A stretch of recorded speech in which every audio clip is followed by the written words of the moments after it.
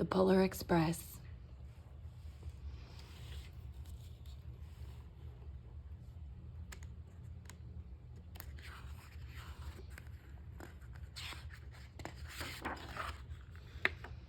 The Polar Express, written and illustrated by Chris Van Allsburg.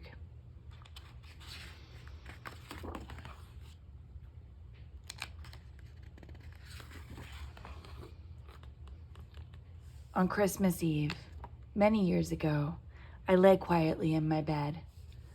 I did not rustle the sheets. I breathed slowly and silently.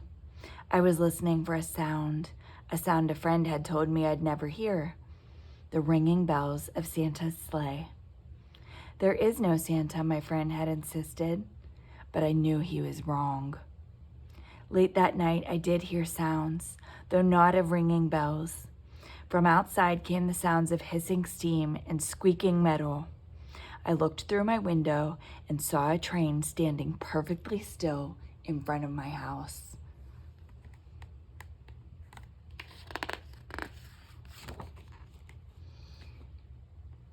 It was wrapped in an apron of steam. Snowflakes fell lightly around it. A conductor stood at the open door of one of the cars. He took a large pocket watch from his vest, then looked up at my window. I put on my slippers and robe. I tiptoed downstairs and out the door.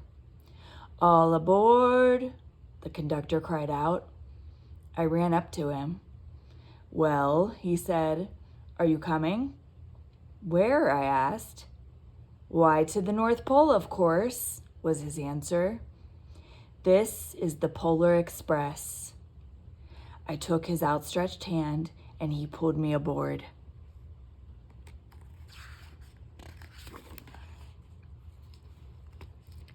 The train was filled with other children, all in their pajamas and nightgowns. We sang Christmas carols and ate candies with nougat centers as white as snow. We drank hot cocoa as thick and rich as melted chocolate bars. Outside, the lights of towns and villages flickered in the distance as the Polar Express raced northward.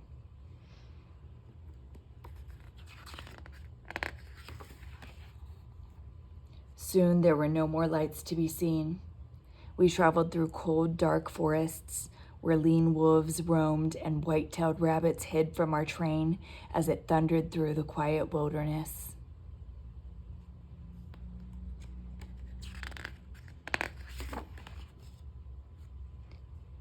We climbed mountains so high it seemed as if we would scrape the moon, but the Polar Express never slowed down. Faster and faster we ran along, rolling over peaks and through valleys like a car on a roller coaster.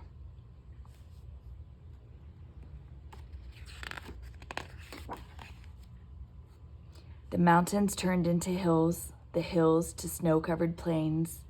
We crossed a barren desert of ice, the great polar ice cap. Lights appeared in the distance. They looked like the lights of a strange ocean liner sailing on a frozen sea.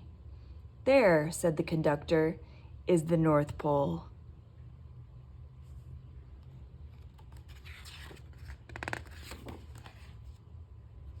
The North Pole.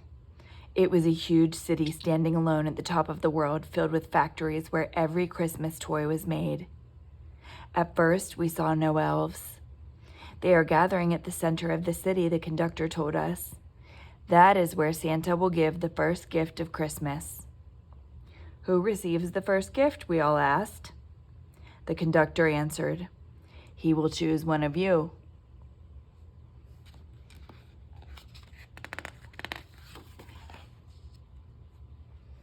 "Look," shouted one of the children, "the elves." Outside, we saw hundreds of elves. As our train drew closer to the center of the North Pole, we slowed to a crawl. So crowded were the streets with Santa's helpers. When the Polar Express could go no farther, we stopped and the conductor led us outside.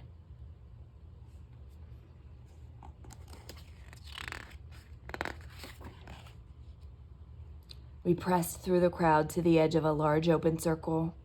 In front of us stood Santa's sleigh. The reindeer were excited. They pranced and paced, ringing the silver sleigh bells that hung from their harnesses. It was a magical sound like nothing I'd ever heard. Across the circle, the elves moved apart and Santa Claus appeared. The elves cheered wildly.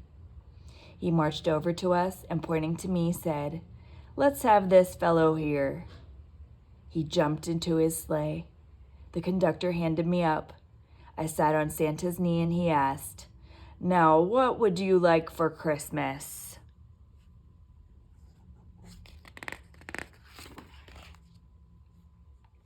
I knew that I could have any gift I could imagine, but the thing I wanted most for Christmas was not inside Santa's giant bag. What I wanted more than anything was one silver bell from Santa's sleigh. When I asked, Santa smiled. Then he gave me a hug and told an elf to cut a bell from a reindeer's harness. The elf tossed it up to Santa. He stood holding the bell high above him and called out, "The first gift of Christmas!"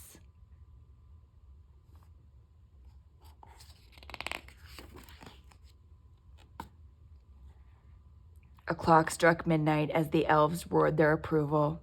Santa handed the bell to me and I put it in my bathrobe pocket. The conductor helped me down from the sleigh. Santa shouted out the reindeers' names and cracked his whip. His team charged forward and climbed into the air. Santa circled once above us, then disappeared in the cold, dark polar sky.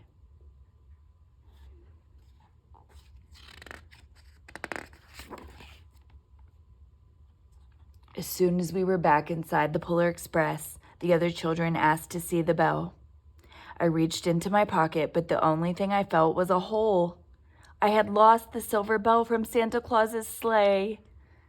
"Let's hurry outside and look for it," one of the children said. But the train gave a sudden lurch and started moving. We were on our way home.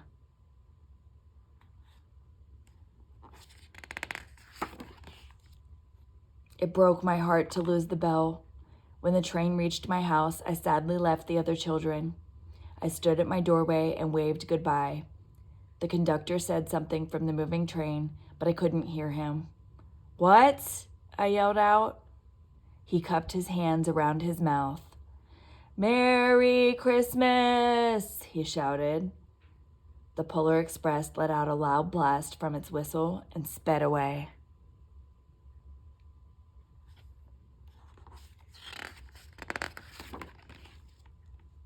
On Christmas morning, my little sister Sarah and I opened our presents. When it looked as if everything had been unwrapped, Sarah found one last small box behind the tree. It had my name on it. Inside was the silver bell. There was a note. "Found this on the seat of my sleigh. Fix that hole in your pocket. Signed, Mr. C." I shook the bell. It made the most beautiful sound my sister and I had ever heard. But my mother said, "Oh, that's too bad." "Yes," said my father, "it's broken." When I'd shaken the bell, my parents had not heard a sound.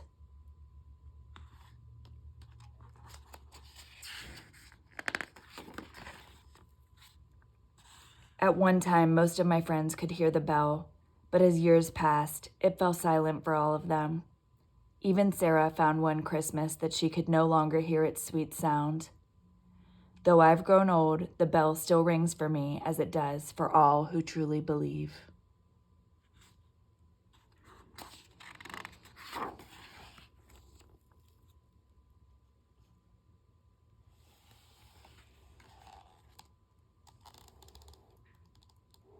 The end.